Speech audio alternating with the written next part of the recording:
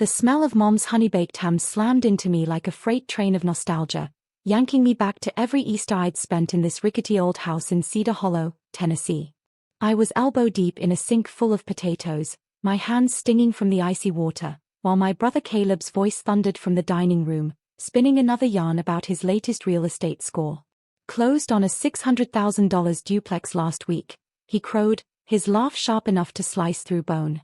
I'm Tessa Grant, 31, the family's invisible underdog, forever stuck in Caleb's blinding spotlight. They thought I was barely scraping by, a small-town librarian drowning in dreams and debt. They had no clue about the truth I'd buried deeper than the roots of the ancient oak out back, a secret that pulsed like a second heartbeat. Caleb's words slithered into the kitchen, each one a calculated jab. Tessa, you still driving that rusty Civic? Man, you gotta live a little. Aunt June's cackle grated like nails on a chalkboard, her wine glass sloshing as she leaned into the joke. Uncle Roy grunted his approval, as if Caleb's success was a trophy they all got to polish. I kept my eyes locked on the potatoes, slicing them razor-thin, my jaw so tight it ached. They'd been humming this tune for years. Caleb, the golden boy who'd built a property empire. Me, the cautionary tale who'd chosen dusty books over cold cash. The sting wasn't new, but today it burned hotter, a smoldering coal lodged in my chest. I wanted to scream that I wasn't their sad little failure, but the secret I'd carried for a decade felt like a boulder I wasn't strong enough to lift. Mom shot me a glance from the stove, her face soft with that familiar worry, like I was a bird with a broken wing. Tessa's doing just fine, she said, her voice a flimsy shield against Caleb's swagger. Fine. That word was a prison, locking me into their version of me. I wasn't fine, I was something they couldn't even dream of. But I'd let them believe I was broke, let them pity my thrift store sweaters and the tiny apartment I supposedly rented above the library. Why? Because proving them wrong meant cracking open my life, exposing the raw, beating heart of who I'd become. I wasn't sure I was ready for what would spill out, or if they'd even survive the shock. Then the doorbell rang, and the world tilted on its axis. I wiped my hands on a faded dish towel, my heart thudding like it knew something I didn't. I'll get it, I called, my voice steadier than I felt. Crossing the worn hardwood floor to the front door, I left the dining room's chatter behind, the creak of the hinges swallowing Caleb's latest boast. Standing on the porch was Margaret Ellison, 62, president of Cedar Hollow National Bank, her silver hair glowing under the porch light like a crown. She held a sleek leather folder, her smile warm but edged with something sharp, like she was holding a secret of her own. Tessa, she said, I hope I'm not interrupting your Easter. My stomach plummeted. This wasn't supposed to happen, not here, not now, not in the middle of Mom's ham and Caleb's ego parade. Mrs. Ellison, I stammered, stepping onto the porch and pulling the door half shut behind me. What's this about? Her eyes flicked past me, toward the house where Caleb's laugh sliced through the air again. It's about the trust, she said, her voice low, almost conspiratorial. The board needs your signature today. I was nearby, visiting family, so I thought I'd deliver the papers myself. The trust. My secret, my life's work, was about to crash into my family's Easter dinner like a meteor. I felt the ground shift beneath me, but there was no running from it now. Everything okay, Tessa? Caleb's voice cut through, smug and curious. He leaned against the door frame, his expensive watch catching the light like a taunt. Who's your friend? Margaret didn't flinch. Margaret Ellison, Cedar Hollow National Bank. I'm here for Ms. Grant. Caleb's smirk flickered, his eyes narrowing like he sensed a shift in the wind. Bank business? On a holiday? I could feel the family's attention now, a searing spotlight from the dining room. Mom, Dad, Aunt June, Uncle Roy, they were all watching, their faces a jumble of confusion and intrigue. Margaret's gaze locked onto mine, steady and expectant, like she was handing me a lit fuse. Tessa, these documents involve family assets. Perhaps we should discuss this inside. My throat closed up. I'd spent a decade dodging this exact moment, keeping my two worlds walled off from each other. But the vault was open now, and I had to choose, keep hiding or step into the fire. All right, I said, my voice barely a whisper. Let's do it. I led her into the living room, my family trailing behind like they were drawn to the scent of drama. The room felt claustrophobic with everyone crammed in, Mom and Dad on the sagging couch, Aunt June perched on an armchair like a bird about to take flight, Uncle Roy looming by the fireplace, Caleb hovering near the window like he owned the place. My cousin Ellie, 24, clutched her phone, her eyes darting between me and Margaret. Grandma Ruth, 76, sat in her rocker, her hands folded, watching me with that quiet wisdom that always made me feel seen. Margaret stood at the center, her presence like a storm cloud ready to burst. I apologize for the intrusion, Margaret began, her voice calm but commanding, like she was used to silencing rooms. But Ms. Grant's role as trustee of the Grant Family Trust requires immediate attention. Caleb snorted, crossing his arms. Trustee? What, Tessa's managing the family piggy bank now? His laugh was cruel, but it choked off when Margaret didn't smile. She opened her folder, pulling out a stack of papers that looked heavier than they should. The trust, established through Tessa's investments, is valued at $78 million. The silence was so thick it could have suffocated us all. Caleb's face went slack, his arms dropping like dead weight. Ellie gasped, her phone clattering to the floor. Mom's hand flew to her chest, her eyes wide as saucers. Dad leaned forward, his voice rough as gravel. 78 million. Margaret nodded, cool as ice. This quarter's dividends are $3.2 million. Tessa's strategic investments in tech startups, commercial real estate, and green energy have built one of the largest private trusts in Tennessee. Aunt June's wine glass trembled, threatening to spill. Tessa? Our Tessa. Her voice was a mix of awe and disbelief, like I'd just sprouted wings. I met their stares, my heart pounding but my voice finding its edge. It started with $500, I said. My first paycheck from the library. I studied markets, took risks, smart ones. I bought into a tech company nobody believed in, flipped a strip mall, started a solar farm. I didn't tell you because I didn't want this. I waved at their stunned faces, the air thick with their shock. I didn't want to be judged for money instead of me. Grandma Ruth's voice cut through, soft but sharp as a blade. You didn't want their pity, either. She'd always seen through me, her eyes clear despite her years. I nodded, my throat tight. Yeah. That too.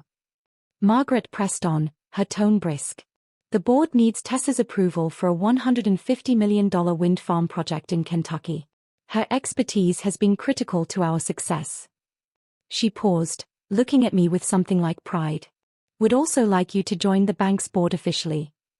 Caleb's laugh was harsh, almost desperate, like he was grasping at the last threads of his reality. Tessa? On a bank board? Come on, she's a librarian. Margaret's eyes turned to steel. Ms. Grant's financial acumen outshines most in this state. She's reshaped Tennessee's economy while you were, what? Flipping duplexes. The room froze. Ellie's mouth twitched, like she was fighting a grin. Uncle Roy coughed, staring at the floor like it might open up and save him. Dad's voice cracked the silence, raw and trembling. Why didn't you tell us, Tessa? We thought you were struggling. I looked at him, seeing the hurt in his eyes, the love buried beneath it. I let you think that, I admitted, the words heavy as stones. It was easier than fighting your assumptions. You saw Caleb's deals, his cars, and called it success. I didn't want to play that game. I wanted to build something real, on my own terms. Mom was crying now, quiet sobs shaking her frail shoulders. We're proud of you, honey. We didn't know. Her words hit like a tide, warm and overwhelming. I know, I said, my own eyes burning. I'm sorry I hid it. I thought it kept us safe.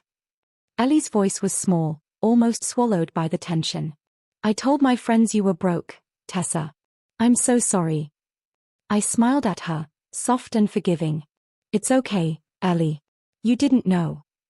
Margaret handed me the folder, its weight grounding me.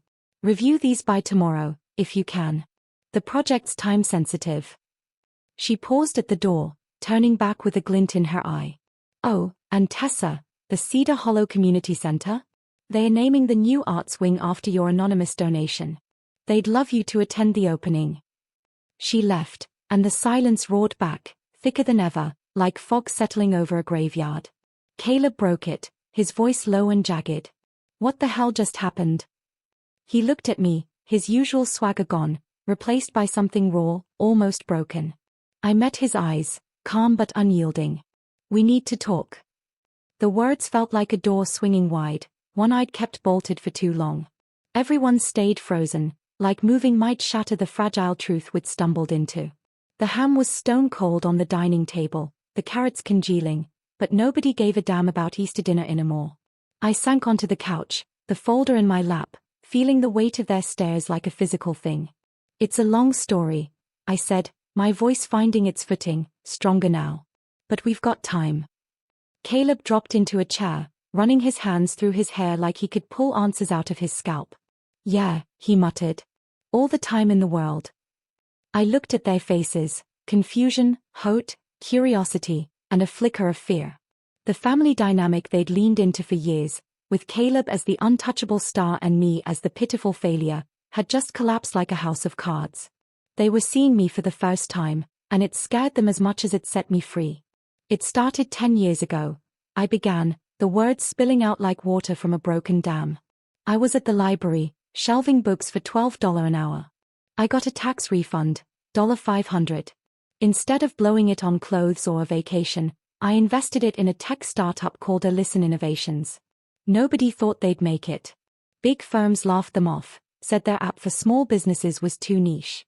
But I'd worked with shop owners, farmers, people who needed what Listen was building, software to track inventory, streamline orders, save time. I saw the potential when nobody else did." Dad leaned forward, his eyes intense, like he was seeing me for the first time. $500? That's all?" I nodded. "That's all." 6 months later, they landed a contract with a regional grocery chain. The stock doubled. I could have sold, pocketed $1,000, and called it a day. But I didn't. I dug deeper, read their financials, studied their market, tracked their competitors. I bought more shares. Every extra dollar I scraped together went into investments, real estate, energy, anything I could wrap my head around. Mom's voice was barely a whisper, her eyes glassy. "How many shares do you own now?" I glanced at the folder, though I knew the numbers by heart, etched into my soul. 1.2 million shares of Listen Innovations, plus stakes in 20 other companies. Ellie's eyes bugged out, her voice shaky. "And they are worth?" I took a deep breath, the truth feeling like a weight I was finally shedding. "As of yesterday, about $78 million. The silence was different now, not just shock, but awe, like they were trying to cram this new Tessa into the tiny box they'd built for me. Aunt June's voice trembled, her wine glass forgotten. "You did this alone?" I nodded, my voice steady. "Mostly. I had mentors, advisors, but the decisions were mine. I didn't tell you because," I paused, searching for the truth, the real reason I'd kept this secret for so long. "Because I didn't want money to change us. I saw what it did to other families, expectations, jealousy, demands. I wanted you to love me for me, not my bank account." Grandma Ruth chuckled, her rocker creaking like it was laughing with her. "Smart girl. Money's a lousy glue for family." Her words were a balm, grounding me in the chaos. Caleb's face was pale, his voice tight, like he was choking on his own pride. "You let me think you were failing. You let me mock you." The hurt in his eyes wasn't just about me, it was about him, about the man he'd been, the one who'd built his worth on tearing me down. "I didn't want to compete with you, Caleb," I said, my voice soft but firm. "You made it a race. I just ran my own." He flinched, like the words were a physical blow. "I've been an ass," he muttered, staring at the floor. "Worse than that." Mom reached for my hand, her fingers cold and trembling. "Tessa, we thought you needed us to protect you. We worried you weren't making it." The guilt in her voice broke my heart, a crack I hadn't expected. "I know," I said, squeezing her hand. "I let you worry because it was easier than explaining. But I'm done hiding now." Ellie was staring at her phone, her face flushed with shame. "I posted about you last year," she said, her voice small. "Said you were stuck. A nobody. I'm so sorry." I reached out, touching her arm, my smile soft. "It's okay, Ellie. You believed what I let you believe." Uncle Roy cleared his throat, his voice gruff, like he was trying to keep up. "So what's this trust?" You're giving it to us. I shook my head, firm but gentle. The trust isn't for you. It's for Cedar Hollow, schools, libraries, clinics. I set it up to give back, not to hand out cash. His face fell, but he nodded, like he respected the boundary, even if it stung. The conversation stretched on, raw and jagged, like we were picking through the wreckage of our family's assumptions. Dad asked about the tech startup, how I'd known it would work. I didn't know, I said, honest. I studied their financials, their market, their team. I took a risk, but it wasn't blind. I worked nights, weekends, reading reports, learning markets. I was a librarian, but I was also a student of the world. Mom wanted to know why I stayed at the library so long. I loved it, I said, my voice warm with the memory. The kids, the stories, the quiet. It grounded me while I built the rest. It reminded me who I was, not just what I was worth. Caleb was quieter, his questions sharp but stripped of their usual venom. How do you keep it secret? Nobody knew? Not even your friends? I shook my head. I used an LLC, Grant Ventures. Kept my name off public records. Paid cash for my apartment, my car. I didn't need flash, I needed freedom. He nodded, his eyes distant, like he was seeing me for the first time. You're smarter than me, he said, almost to himself. Always were. The admission hung there, heavy and honest, a crack in the armor he'd worn for years. I didn't gloat. I didn't need to. Hours passed, the Easter meal forgotten, the dining table a ghost town of cold ham and limp carrots. We moved to the kitchen, reheating coffee, picking at leftovers like we were trying to rebuild normalcy. The tension eased, replaced by something tentative, connection, maybe, or the first shaky steps toward it. Mom told stories about me as a kid, how I'd balanced her checkbook at 12, spotting bank errors nobody else caught. We should have known, she said, her smile sad, tinged with regret. You were always sharp. Dad nodded, his eyes misty, his voice thick. We're proud, Tessa. Not of the money. Of you.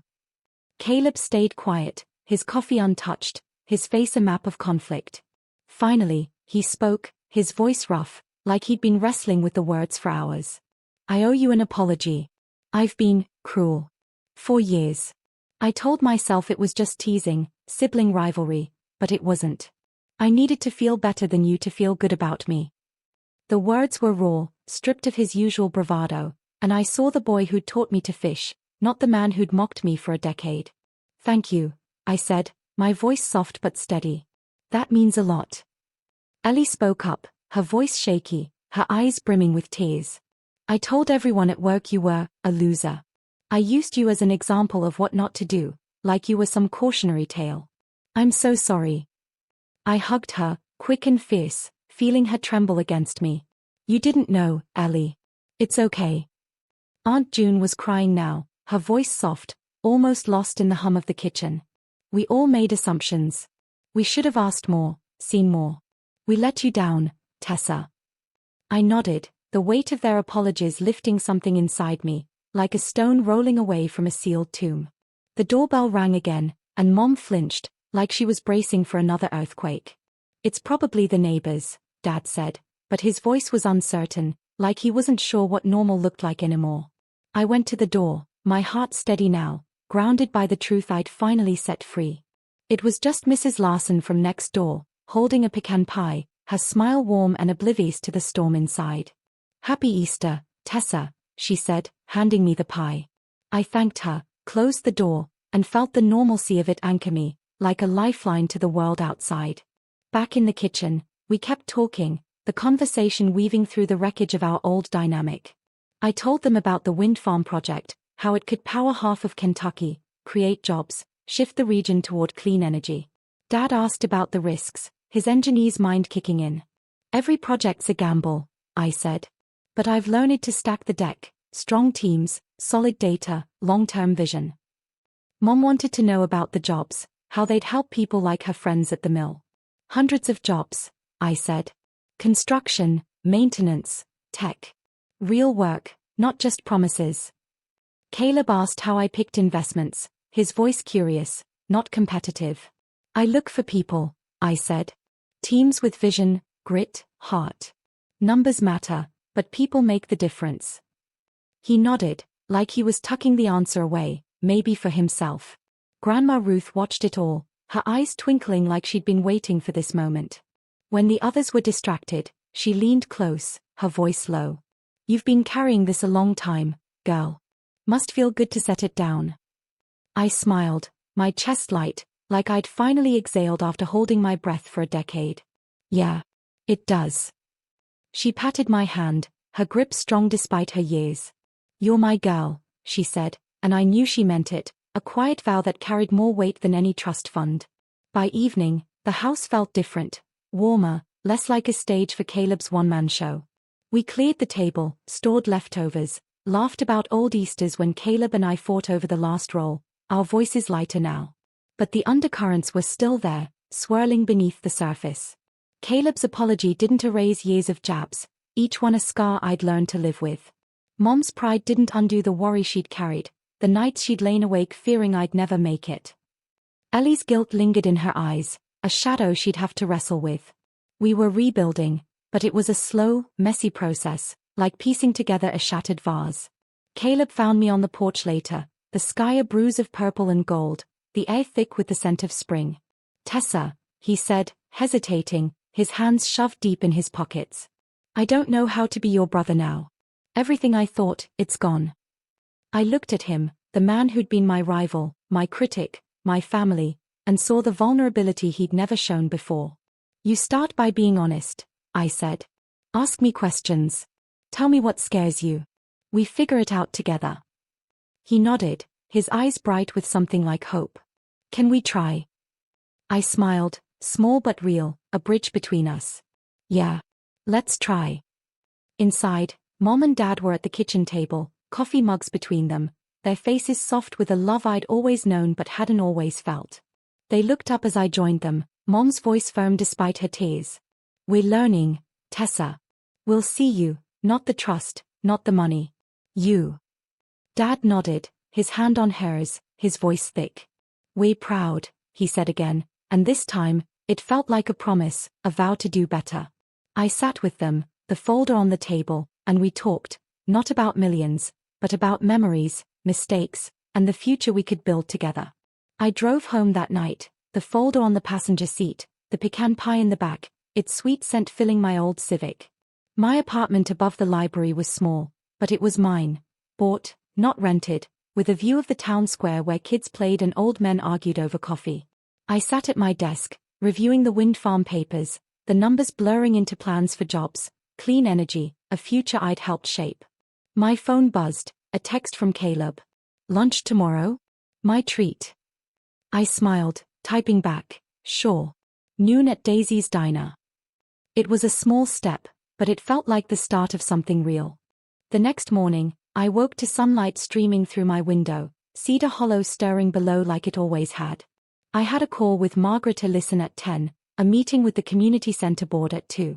The arts wing opening was next month, and they wanted me there, my name on the plaque, no longer anonymous. I was ready, not for the applause, but to be seen, to live as the woman I'd always been, not the shadow I'd let them cast. Monday brought a new rhythm, a blend of the old and the new. At Daisy's Diner, Caleb was already at a booth, his usual swagger softened, his smile tentative but genuine. Thanks for coming, he said, sliding a menu my way. I know you're busy. I laughed, the sound lighter than I expected. I've got time for lunch. We ordered burgers for him, a salad for me, and talked, not about money or deals, but about life. He told me about his girlfriend, M.A., how she'd called him out on his need to always be the best. She saw you clearer than I did, he admitted. Said you had this quiet strength, like you knew something the rest of us didn't. I nodded, stirring my iced tea. I didn't want to be loud, Caleb. I just wanted to be me. He looked at me, his eyes searching. I'm sorry I made that hard. I'm trying to figure out who I am without, the competition. I reached across the table, touching his hand. You're Caleb Grant. You're good at what you do. You don't need to beat me to matter. He swallowed hard, nodding, and for the first time in years, I felt like I had my brother back. After lunch, I headed to the bank for my call with Margaret. She was all business, walking me through the wind farm's financials, the board's expectations, the timeline for my decision. "You've got a gift, Tessa," she said, her voice warm. "Not just for numbers, but for seeing what others miss. We need you on the board." I promised to think about it, but deep down, I knew I'd say yes. The work mattered: jobs, communities, a cleaner world. It was why I'd built the trust, why I'd taken the risks.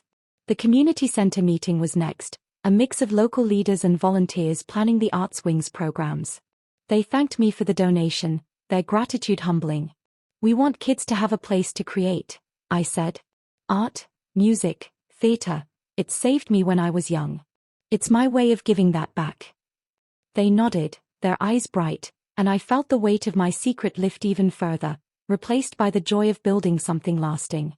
Weeks passed, and the new normal settled in.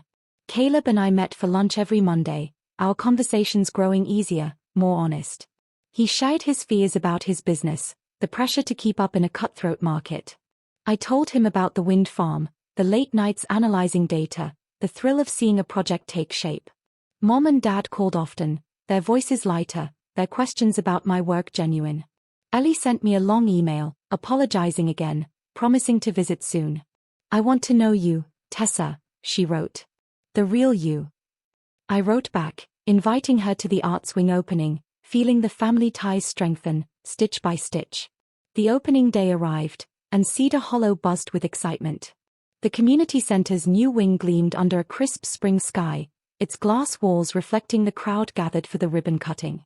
My family was there, Caleb quieter now, his arm around Ellie, Mom and Dad holding hands, their faces glowing with pride. Grandma Ruth stood beside me, her wink a silent cheer. The mayor called my name, and I stepped forward, the applause warm and real, wrapping around me like a blanket. "Thank you," I said, my voice steady, carrying over the crowd. "This wing's for Cedar Hollow, for the kids who need a place to dream, for the families who build this town every day. It's my way of saying thank you for a home that shaped me." The crowd cheered, and I looked at my family, their faces a mosaic of love, regret, and promise.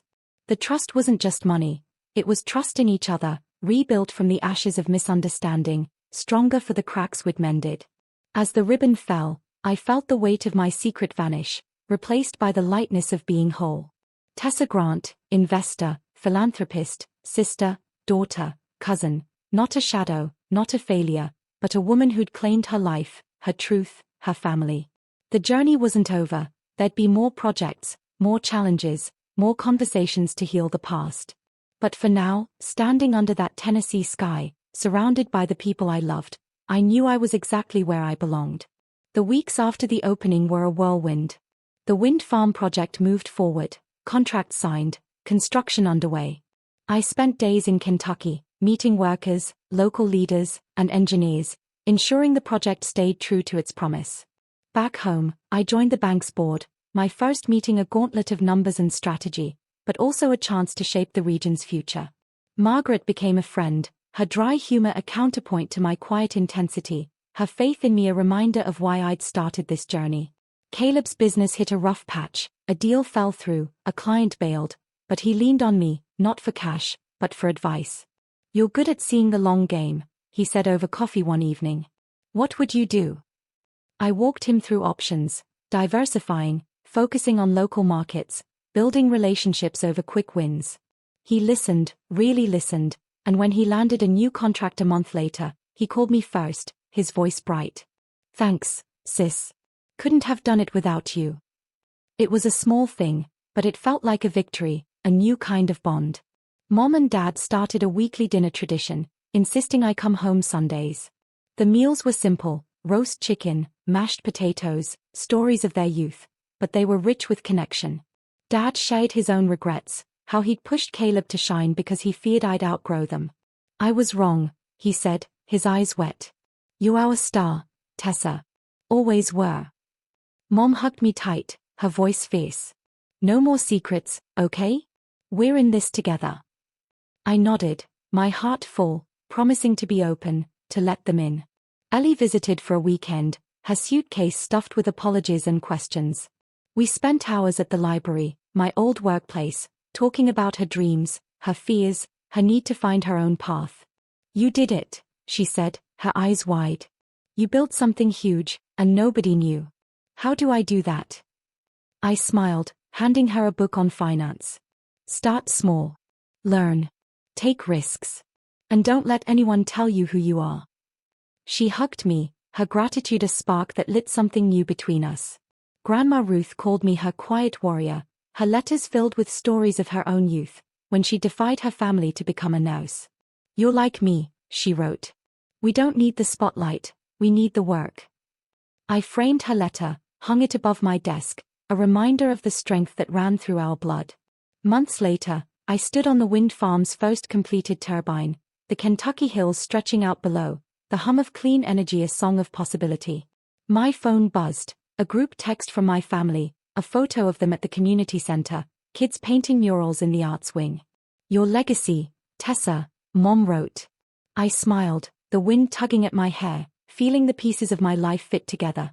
Work, family, truth, all one now. I wasn't just Tessa Grant, the secret millionaire, the librarian who'd fooled them all. I was Tessa, the woman who'd built a life she loved, who'd rebuilt a family she cherished, who'd learned that being seen was worth the risk. The trust wasn't the money, it was the faith we'd found in each other, the love that held us through the fire. And as I looked out over the hills, I knew that whatever came next, we'd face it together, whole and unbroken, our story just beginning.